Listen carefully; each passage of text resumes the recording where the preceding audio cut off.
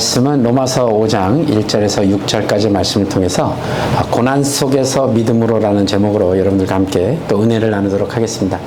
하나님 나라의 백성답게 살기 벌써 5번째 시간인데요. 지금까지 우리가 하나님의 백성으로 어떻게 살아가야 되는지를 계속해서 묵상하고 배웠습니다. 그러니까 우리가 주일이든 언제든 말씀을 듣고 말씀을 알고 말씀처럼 우리가 계속 받아들이고는 있는데 과연 그게 하나님의 백성답게 살고 있는지를 다시 한번 점검하는 저와 여러분이 되시고자 싶어서 계속해서 하나님 나라의 백성답게 살기입니다. 그래서 계속해서 백성답게 살기를 시리즈를 지금 계속하고 있는데요. 자, 오늘은 특별히 우리가 모두 피하고 싶지만 결코 피할 수 없는 주제죠. 고난입니다. 이 현실 속에서 고난이 어떤 분들한테는 작게, 어떤 분들한테는 크게, 어떤 분들한테는 이렇게, 어떤 분들한테는 저렇게 계속해서 나오고 있죠. 그 고난 가운데 우리가 그러면 어떻게 하나님의 백성답게 이것을 깨닫고 어떻게 믿음으로 살 수 있는가에 대해서 오늘 한번 나눠보도록 하겠습니다. 물론 지금 이 순간에도 질병 가운데 혹시 예상하지 못한 질병 가운데 또 힘든 관계 가운데 관계성이 굉장히 중요한데 이 관계 가운데 힘든 것 아니면 경제적으로 너무 어려울 때 아니면 내가 이해를 하지를 못하겠는데 계속해서 나한테 왜 이런 시련만 나한테 닥쳐오는 거지? 도대체 왜? 라는 한숨을 내고 계신 분도 계실 수 있죠. 믿음의 공동체 교회 안에서조차 때로는 아무에게도 말할 수 없는 고통 가운데 혼자 그냥 속으로 삭히면서 눈물로 흘리시고 기도하시는 분들이 계실 수 있습니다. 우리가 가장 기본적으로 많이 하는 기도가 그거죠. 하나님, 왜 난 하나님을 믿고 있는데 왜 이런 고난이 저에게 닥치죠? 하나님, 하나님이 정말 저를 사랑하신다면 왜 이런 시련을 저한테 주시는 겁니까? 살짝 비켜가면 좋겠는데. 아니면 믿음이 강해질수록 시련은 더 깊어지는 것 같아서 내가 더 주님 앞에 나가고 더 힘쓰고 애쓰려고 할수록 왜 더 이런 힘든 일이 일어나는 것 같죠? 그래서 내 믿음이 산산조각 나는 건 아닐까? 이런 생각, 불안한 마음이 생길 때도 있습니다. 그런데 이 질문이 사실은 여러분들에게만 있는 질문이 아니잖아요. 우리가 사실은 서로 만나서 진짜 속에 있는 것들 다 꺼내서 한번 얘기를 해보시면 목사인 저에게도 사모에게도 집사님들에게도 권사님들에게도 모두가 갖고 있는 문제라는 겁니다. 그죠? 그런데 인류 역사 아래 수많은 믿음의 선배들조차 성경을 보시면 우리가 상상할 수 없는 고난을 겪으신 믿음의 선배님들, 나이는 많으시지만 믿음의 선배님들도 이런 고통을 겪으셨고 이런 고난을 받으셨어요. 심지어 예수님도 십자가 앞에서 뭐라고 말씀하셨냐면 나의 하나님 어찌 나를 버리셨나이까? 라고 그 고난을 피하고 싶으셨던 그런 경우가 있었다는 겁니다. 심지어 예수님께서도요. 그러면 우리가 생각해 보면 그러면 우리가 믿는 하나님은 이 고난 앞에서는 좀 무력하신 분인가? 이 고난은 그냥 놔두실 수밖에 없는 건가? 라는 무능력하신 분인가라는 생각이 혹시 들 수도 있겠죠.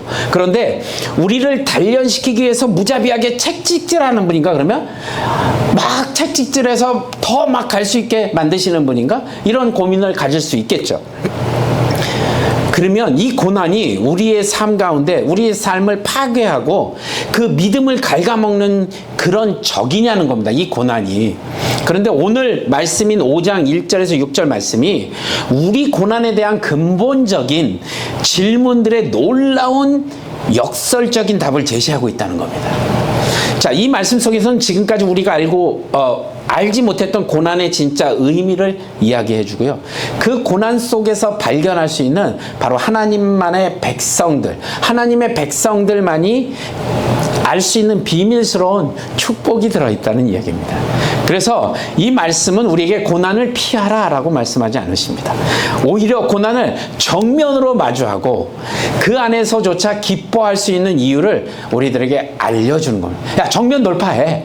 그런데 정면 돌파하면 이런 기쁨이 있어라고 우리들에게 알려주신다는 겁니다. 자, 그러면 어떻게 이 고난을 정면으로 돌파하고 그 안에서조차 기쁨을 가질 수 있는지를 알려주는데, 사도 바울이 뭐라고 얘기했냐면 3절을 보시면 우리가 환난 중에도 즐거워하나니. 또 어떻게 이렇게 담대할 수가 있죠? 환난 중에 어떻게 즐거워합니까? 그리고 그 환난이 어떻게 우리에게 인내는 연단은 소망을 이루게 한다고 계속해서 말할 수 있냐는 겁니다. 그래서 오늘은 이 고난 앞에서 우리가 흔들리지 않고 오히려 고난을 통해서 더욱더 견고하고 찬란한 믿음의 소유자들이 될 수 있도록 놀라운 은혜를 여러분들 함께 깨닫는 귀한 시간이 되시길 바랍니다. 자, 그러면 우리 함께 지금서부터 살펴보도록 하죠. 첫 번째로 우리가 기억해야 될 것은 고난 속에서도 우리에게는 확실한 기초가 있다는 사실을 기억해야 합니다. 제가 이걸 최대한 짧게 쓰려고 했는데 여러분들이 이걸 쓰시는 동안 제가 기다려야 되니까 최대한 짧게 쓰려고 했는데 계속 시간 드리겠습니다. 쓰십시오. 고난 속에서도 우리에게는 확실한 기초가 있다는 사실을 여러분 기억하셔야 한다는 겁니다. 자, 오늘 1절과 2절에 보면 제가 1절 읽고 여러분들이 2절 읽으실 거예요. 그러므로 우리가 믿음으로 의롭다 하심을 받았으니 우리 주 예수 그리스도로 말미암아 하나님과 화평을 누리자. 우리가 믿음으로 서 있는 이 은혜에 얻었으며 하나님의 영광을 받고 즐거워하느니라. 아멘. 자, 여기서 뭐라고 얘기하냐면 우리들 삶에, 여러분들의 삶에 고난의 폭풍이 막 몰아치고 있을 때 흔들리고 되게 불안하고 막 모든 것이 무너져 내리는 듯한 그 절망감에 휩싸여 있을 때 가장 먼저 해야 될 일이 뭐냐면 우리의 정체성이 무엇인지, 우리의 신분이 무엇인지를 다시 한번 확인해 보라라는 이야기입니다. 자, 이게 뭐냐면 우리의 정체성과 신분을 다시 한번 확고하게 확인하는 것, 우리가 누구인지, 그리고 어떤 분의 자녀인지, 또 그 은혜 안에서 어떤 은혜를 가지고 있는지를 기억하라는 겁니다. 먼저. 왜요? 사도 바울이 고난 속에서 흔들리지 않을 우리의 신앙의 세 가지 확실한 기초를 지금 이 말씀 안에서 알려주고 계신데, 자, 보여요? 첫 번째로 뭐라고 얘기하냐면 우리는 믿음으로 의롭다 하심을 받았다는 이야기를 합니다. 믿음으로 의롭다 하심을 받아. 이게 얼마나 놀라운 선언이냐면 우리가 행한 어떠한 선한 행위 때문이 아니라 오직 예수 그리스도를 믿는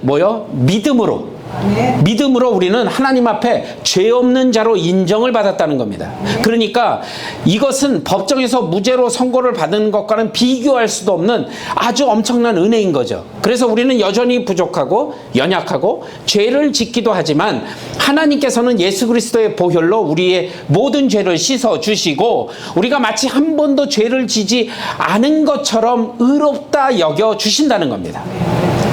이게 우리의 자격이나 공로가 아니라 뭐라고요? 오직 하나님의 전적인 은혜와 선물, 은혜의 사랑의 선물이라고 말씀드렸습니다. 이 사실이 바로 고난 속에서도 우리가 결코 좌절하지 않을 가장 강력한 이유가 된다는 겁니다. 우리가 어떤 고난이 닥쳐왔어요. 야, 내가 어떤 사람인 줄 알아? 고난 앞에 담대하게 외쳐야 된다는 얘기를 지금 하고 있는 겁니다. 두 번째로 얘기한 게 뭐죠? 우리는 예수 그리스도로 말미암아 하나님과 화평을 누린다고 말합니다. 그러니까 죄로 인해 하나님과 원수되었던 우리 관계가 예수 그리스도의 십자가의 은혜로 완전히 어떻게 해요? 회복됐잖아요. 그러면 더 이상 우리는 하나님의 진노와 심판 아래 있는 자들이 아니라 하나님의 사랑받는 자녀가 되었다는 사실입니다.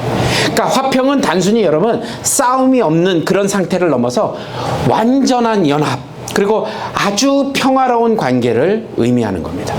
그러니까 이제 우리는 어떠한 상황 속에서도 하나님께 자유롭게 나아가서 우리의 마음을 토로할 수 있다는 것이죠. 그러니까 그분의 위로와 평안을 경험할 수 있다는 겁니다. 그러니까 우리가 고난을 겪을 때 하나님과의 화평을 누리는 자로서 하나님 앞에 나아갈 수 있다는 겁니다. 우리 신분이 그런 사람이라는 겁니다.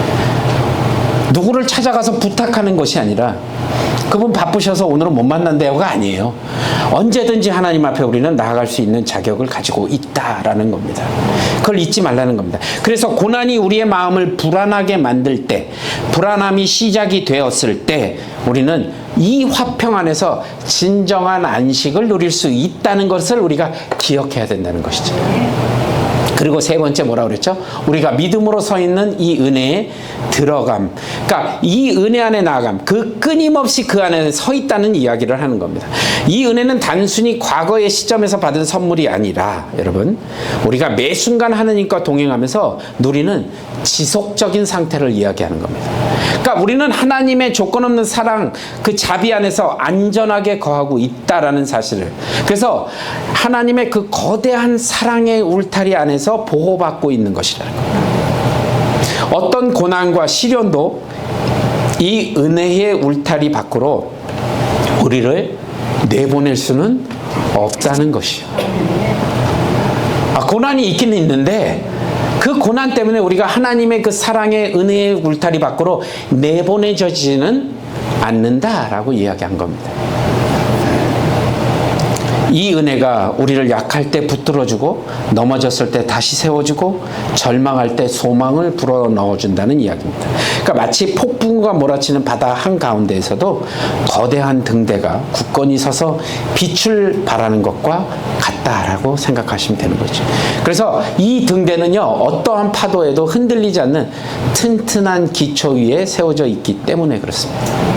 그러니까 마찬가지로 우리의 삶에 여러분들의 삶에 고난의 폭풍이 몰아쳐 모든 것을 집어삼킬 듯이 위협을 할지라도 우리가 예수 그리스도 안에 있다는 이 세 가지 확실한 기초, 그러니까 의롭다 하심을 우리가 받았고 하나님과의 화평을 누리게 되었고 그 은혜 안에 있다는 사실을 여러분 잊지 않으시면 우리는 결코 무너지지 않는다는 사실입니다.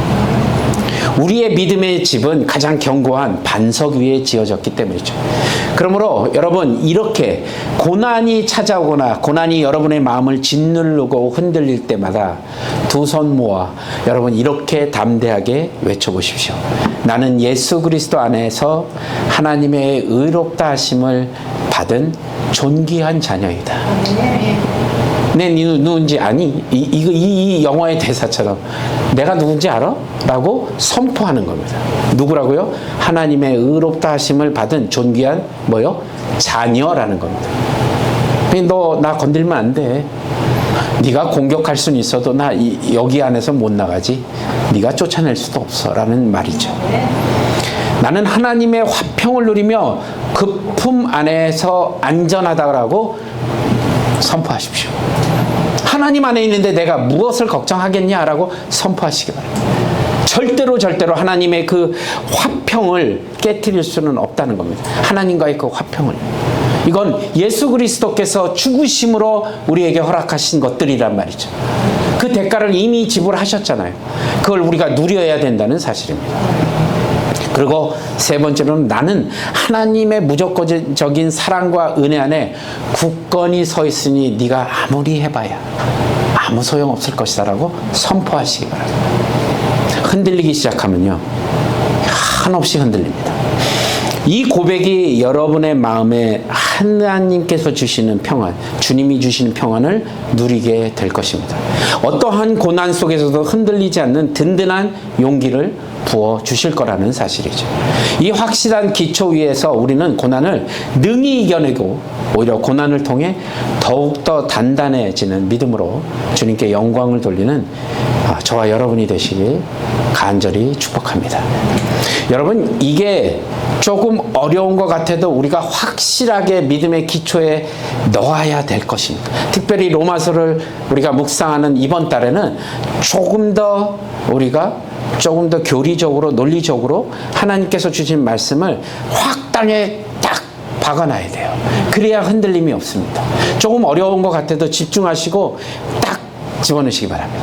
자, 두 번째로 우리가 기억해야 될 것은 고난은 하나님이 주신 성장의 기회라는 사실입니다. 고난은 어떻게 해요? 하나님이 주시는 성장의 기회입니다. 자, 3절과 4절 짧으니까 우리 함께 한번 읽어보겠습니다. 시작. 다만 이뿐 아니라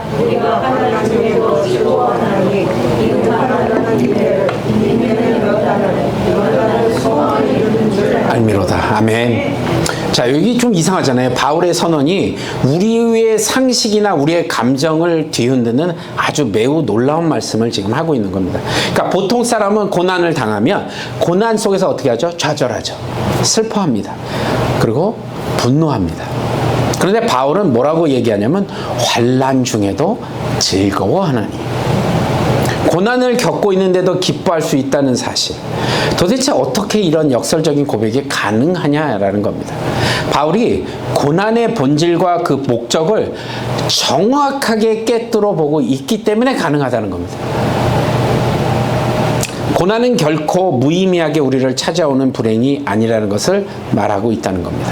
자, 바울에게 고난은 하나님께서 우리를 더욱더 아름답고 견고한 존재로 빚어 가시기 위한 허락하신 성장의 도구였다라는 사실을 깨달은 거죠.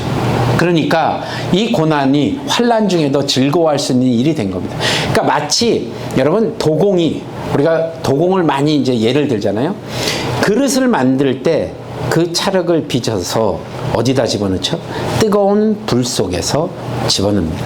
그 시련을 통해 비로소 단단하고 값진 작품이 되는 것처럼 우리의 영혼도 고난이라는 불이 있어 그것을 통과해서 정금처럼, 성경 말씀에 나오는 정금처럼 순전해지고 강해진다는 것을 이미 사도 바울은 알았던 것입니다. 그러니까 환난 중에도 기뻐하고 즐거워할 수 있다는 사실입니다. 그러니까 그 깨달음이 있었으니까 그 고난 속에서도 흔들림 없이 기뻐할 수 있었던 거죠. 그러니까 사도 바울은 감옥에 있던 어딜 있던 즐거운 거예요. 왜요? 이 결과가 어떤 것이고 하나님께서 왜 이 고난을 나에게 허락하셨는지 이미 알고 있으니까. 여러분 시험 보실 때 정답을 미리 알고 있으면요, 시험 문제가 아주 우습게 보입니다. 그죠? 내가 수학 문제 2차 방정식부터 시작해서 로그 함수 나올 때 난 이미 답을 알고 있어. 문제가 막 이만큼씩인데 -1 알고 있으면 그 문제가 어렵게 보이나요? 아니요. 남들이 볼 땐 그 문제가 엄청나게 어려운 거죠. 그런데 우리는 답을 알고 있기 때문에 쫙 쓰면 된다는 겁니다. 바로 사도 바울이 이랬다는 겁니다. 그러니까 환난 중에도 즐거워하고 기뻐할 수 있는 거라는 거죠. 이미 알고 있는 겁니다. 이게 왜 이런 일이 벌어지고 있는지를. 그러니까 고난은 우리를 영적인 성장 과정으로 인도하고 있는데 세 가지 단계로 지금 3절 4절 보니까 세 가지 단계로 우리의 영적인 성장을 돕고 있다는 겁니다. 자, 3절과 4절을 다시 보시면 첫 번째 뭐요? 환난은 인내를. 자, 고통스러운 상황에 직면했을 때 우리는 자연스럽게 그 고통을 피하고 싶어 하죠, 사실. 이 고통이 없었으면 좋겠다. 살짝 피하고 싶어 합니다. 그러나 피할 수 없는 환난 앞에서 우리의 선택에 기로에 놓이죠. 피할 수 없었다면 어떻게 해요? 선택해야 되는데 좌절하며 주저앉거나 아니면 참고 인내의 길을 택하거나, 이건 여러분들의 몫이죠. 그죠? 환난을 맞아들일 때 두 가지 방법이 있는데 이 방법을 선택하는 건 여러분의 뜻입니다. 그죠? 주저앉거나 좌절하거나 아니면 인내의 길을 택하거나.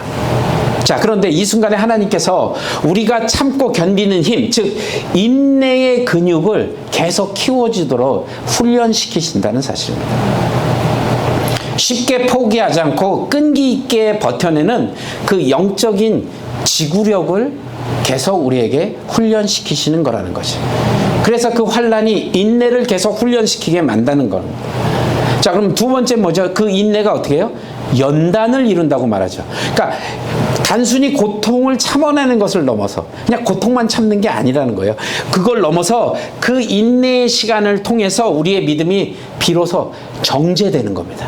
필터링을 거쳐서, 그 인내의 시간을 통해서 필터링을 거쳐서 정제된다는 거죠. 그러니까 연단이라는 단어는 금이나 은을 불순물 없이 어떻게 해요? 순수하게 재련하는 과정을 의미하는 겁니다. 그 단어 자체가 가지고 있는 미닝이요. 그러니까 연단이라는 거는 우리에게 그 인내를 통해서 우리의 삶 가운데 계속해서 불순물이 섞여져 있는 것을 퓨어하게 정금으로 만드는 과정을 거치고 있다고 생각하시면 딱 맞죠. 그렇게 생각하면 맞는 겁니다. 그러니까 불순물이 섞인 광석은 아무리 아름다워 보여도 가치가 없다는 것이죠. 여러분 앞에 5캐럿짜리 다이아몬드가 있어도 그 안에 불순물이 껴져 있으면 가치가 떨어지죠. 근데 퓨어한 5캐럿이 뭐예요? 3캐럿만 돼도 어마어마하게 비싸잖아요. 퓨어하니까. 바로 그겁니다. 마찬가지로 인내를 통해서 우리의 신앙은 불순물들을 계속 제거하는 겁니다. 인내를 통해서 계속해서 하고 흔들림 없는 믿음으로 굳건해지게 만드시는 과정이라는 겁니다.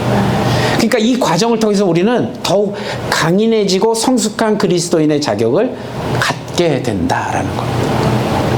그 인격을 갖추게 돼. 자격이라기보다는 그 인격을 갖추게 된다라는 것이죠. 그리고 세 번째, 그 연단이 어떻게 해요? 결국 소망을 만들어내요. 그러니까 연단된 믿음을 가진 자는 어떠한 시련, 그러니까 인내하고 환난 때문에 인내를 하고 그 인내를 통해 연단을 가지고 믿음을 가진 사람들은 어떠한 시련 속에서도 어떻게 해요?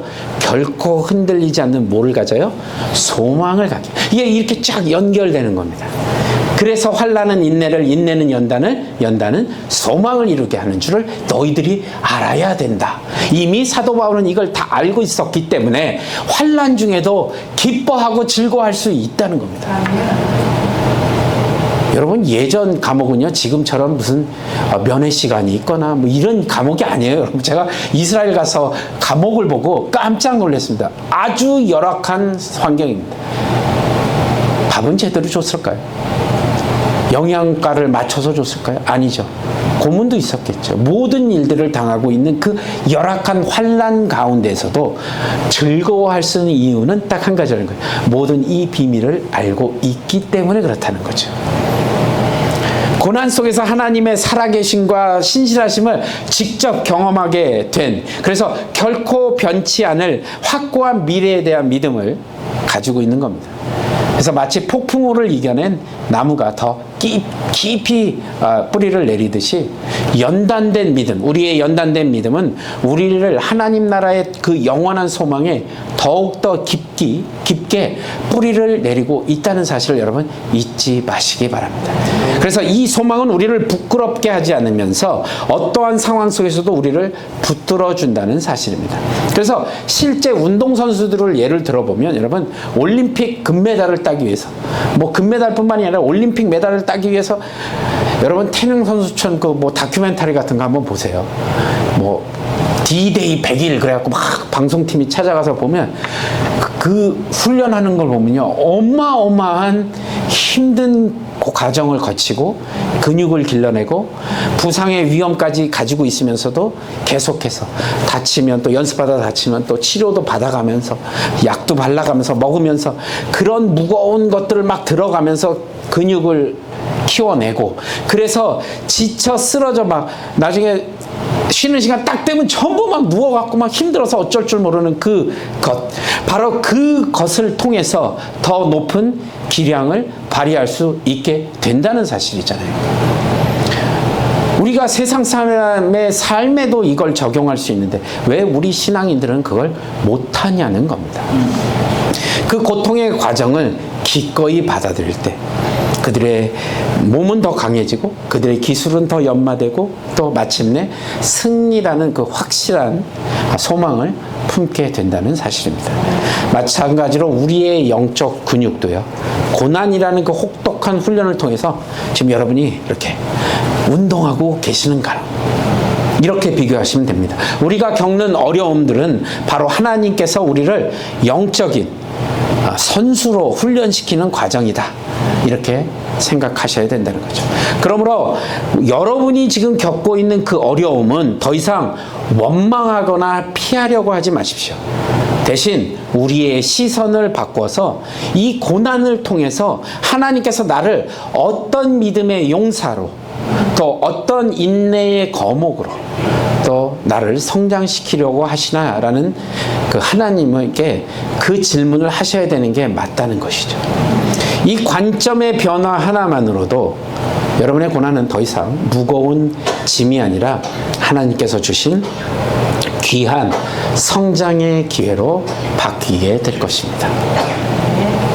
고난의 의미를 깨닫는 순간 우리는 비로소 그 고난 속에서도 능히 즐거워할 수 있는 진정한 하나님 나라의 백성이 될 줄로 믿습니다. 자, 마지막 세 번째로요, 우리가 기억해야 될 것은 뭐냐면 하나님의 사랑이 우리의 소망을 보장한다는 사실입니다. 뭐라고요? 하나님의 사랑이 우리의 소망을 보장합니다. 자, 우리 5절하고 6절 함께 읽기. 5절 제가 읽고 여러분 6절 읽으실게요. 소망이 우리를 부끄럽게 하지 아니함은 우리에게 주신 성령으로 말미암아 하나님의 사랑이 우리 마음에 부은 바 됨이라.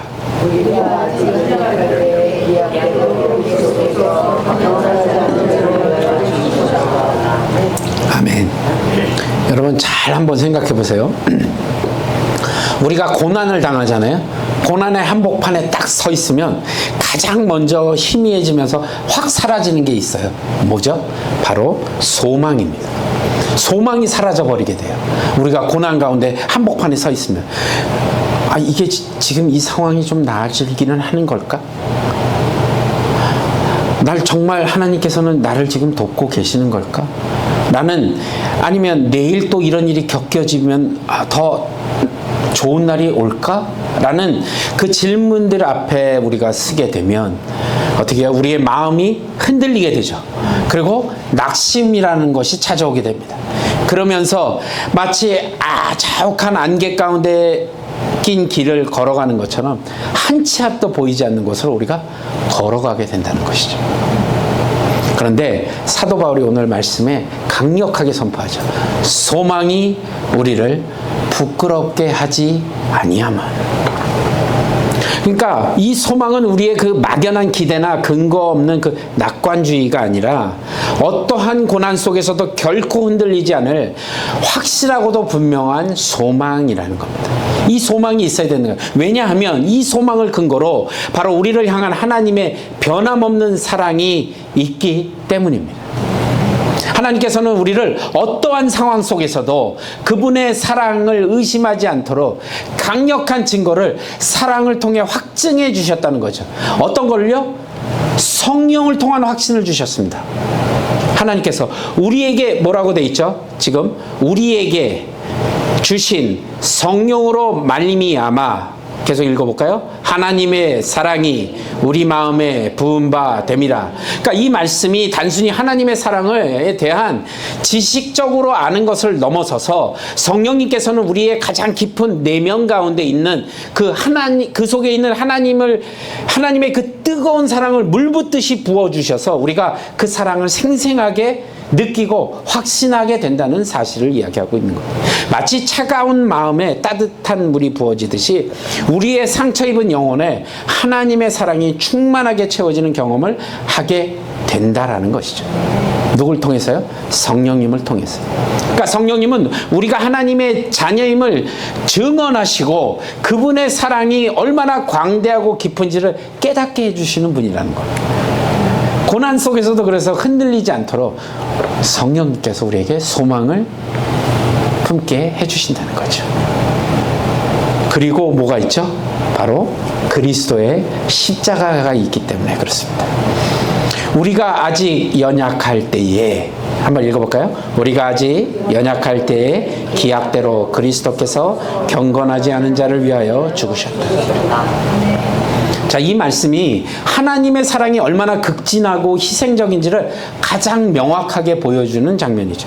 우리가 의롭고 경건하고 하나님께 합당한 자격을 갖추었을 때가 아니라는 겁니다. 우리가 가장 나약하고 죄로 인해서 하나님과 멀어졌을 때 그분을 대적하는 경건하지 않은 자가 되었을 때 바로 그때에 예수 그리스도께서 우리를 위해서 십자가에 달려 죽으셨다는 말입니다. 그래서 그 독생자를 아낌없이 내어주신 그 하나님의 사랑은 우리의 모든 의심을, 내가 고난 한가운데 있어도 그 의심을 잠재우고 고난 속에서도 하나님은 나를 사랑하신다는 그 확증을 받게 되는 겁니다. 자신의 독생자까지 죽이심까지 우리를 사랑하셨는데 기껏 이런 고난 가운데서도 우리를 도와주시지 않으겠냐는 겁니다. 우리를 그냥 내버려 두시겠냐는 겁니다. 그렇잖아요. 인간적으로 생각해도 그건 아니잖아요. 그런데 하나님의 사랑이 그렇다는 겁니다. 하나님은 나를 사랑하신다. 그리고 마지막 세 번째로는 하나님은 기약대로, 즉 정확한 때에 우리를 구원하셨죠. 그러니까 그리스도께서 죽으신 시점이 우연이 아니었다는 겁니다. 인류 역사상 가장 절망적이고 암울했을 때, 즉 우리가 우리 스스로를 구원할 수 있는 그 아무런 희망이 없을 때 하나님께서 가장 완벽한 타이밍에 예수 그리스도를 이 땅에 보내주셨고 그리스도를 통해 구원의 계획을 이루셨다는 사실입니다. 그러니까 하나님께서 우리의 삶을 속에서 일하시는 방식이 그렇다는 겁니다. 우리가 가장 절망하고, 여러분이 가장 절망하고 더 이상 하나님 더 이상 못 버티겠어라고 생각할 바로 그때에 우리를 가장 선하고 놀라운 방법으로 개입해 주시고 우리를 구원해 주신다는 사실을 여러분이 믿으셔야 한다는 사실이죠. 우리가 겪는 모든 고난 속에서도 하나님은 우리를 지켜보시며 가장 적절한 때에, 하나님의 때에 일하고 계시다는 사실을 잊지 마시기 바랍니다. 마치 부모가 사랑하는 자녀를 사랑하는 마음으로 자녀가 아플 때 더욱 세심하게 밤새도록 옆에 지키고 돌보는 것처럼 하나님은 우리가 고난 중에 있을 때 결코 우리를 외면하지 않는다는 사실입니다. 오히려 평소보다 더 가까이 우리 곁에 계셔서 우리의 눈물도 닦아주시고 우리에게 힘을 주시는 그런 사랑의 하나님이라는 사실을 여러분 잊지 마시기 바랍니다. 그러므로 여러분 지금 고난으로 인해 소망이 희미해지고 있다면 여러분 그리스도의 그 십자가를 한번 다시 바라보시기 바랍니다. 하나님께서 죄인된 우리를 위해 기꺼이 자신의 독생자를 내어주신 그 사랑을 여러분 다시 한번 묵상해 보시기 바랍니다. 그 사랑은 결코 변하지 않는 사랑입니다. 어제의 사랑이 오늘 변할 리 없죠. 그 사랑이 변하지 않았다면 지금 우리에게 닥친 이 고난 또한 하나님의 전적인 사랑과 선하신 목적 가운데에 있음을 확신할 수 있다는 사실입니다. 로마서 8장 38절 39절, 제가 38절 여러분 39절 읽겠습니다. 내가 확신하노니 사망이나 생명이나 천사들이나 권세자들이나 현재일이나 장래일이나 능력이나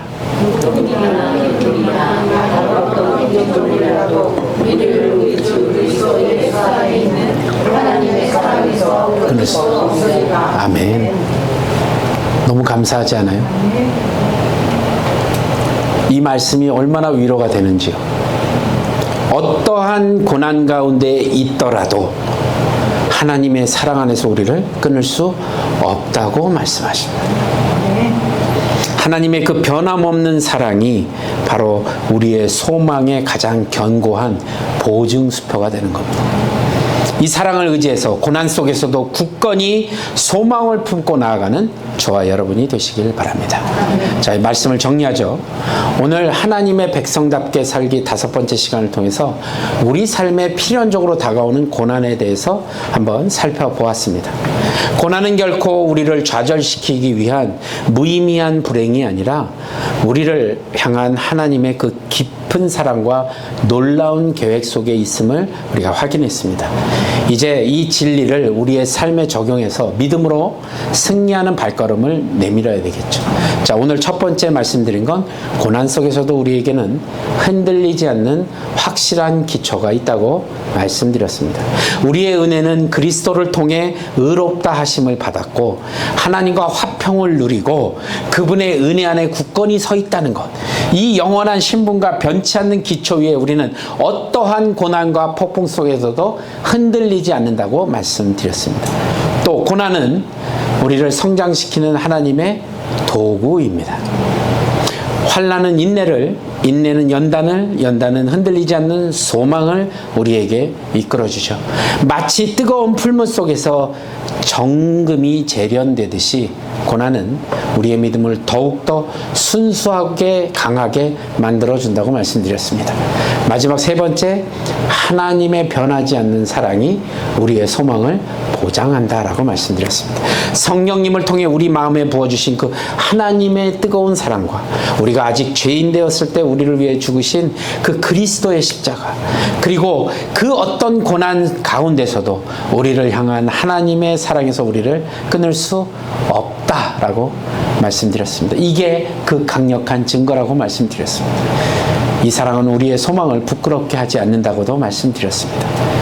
자, 그러면 여러분들이 오늘 이 말씀을 고난 속에서도 믿음을 갖고 살자, 그래 가자 하고 나가셨을 때 실천해야 될 과정이 있겠죠. 여러분, 오늘부터, 아니 지금 이 시간부터 여러분이 겪는 고난을 다시 한번 보시기 바랍니다. 고난으로 보지 마시기 바랍니다. 현재 겪고 있는 어려움이나 원망의 눈이 아니라 하나님께서 우리를 빚으시는 성장의 기회로 관점을 돌리시기 바랍니다. 이 고난을 통해 하나님께서 나에게 무엇을 가르쳐 주시려고 하는지 그 뜻을 한번 물어보시기 바랍니다. 그래서 그 고난 속에 숨겨진 하나님의 뜻을 찾아보려고 노력하십시오. 그 순간 여러분의 관점이 바뀌고 고난의 의미가 달라질 것입니다. 자, 그리고 여러분 매일매일 내 신분을 확인하는 겁니다. 잊어먹지 마시고 매일 아침 하루를 시작하면서 고백하십시오. 나는 예수 그리스도 안에서 의롭다 하심을 받는 하나님의 사랑받는 자녀이다. 선포하고 나가십시오. 내 누군지 아니? 이거예요. 하나님의 자녀라고요. 그냥 어중이 떠중이가 아니라는 겁니다. 이거 선포하고 나가시면 그 담대한 가운데 세상의 악한 것들이 쳐들어오지 못할 줄로 믿습니다. 아니, 쳐들어오더라도 이겨낼 수 있습니다. 여러분 선포하십시오. 그리고 힘든 순간이 찾아올 때마다 그리스도의 십자가를 바라보십시오. 십자가를 보고 묵상하십시오. 골고다 언덕 위에 십자가를 바라보고 우리를 위해 모든 것을 내어주신 그 주님의 그 하나님의 극진한 사랑을 여러분 깨달으시면 지금의 고난은 아무것도 아니라는 것이죠. 이 고백을 통해서 우리의 정체성을 아주 굳게 가지시고 어떠한 상황 속에서 하나님의 자녀라는 확신 안에서 평안을 누리는 저와 여러분이 되시길 바랍니다. 자, 마지막으로 로마서 8장 28절 우리 함께 읽어보도록 하겠습니다.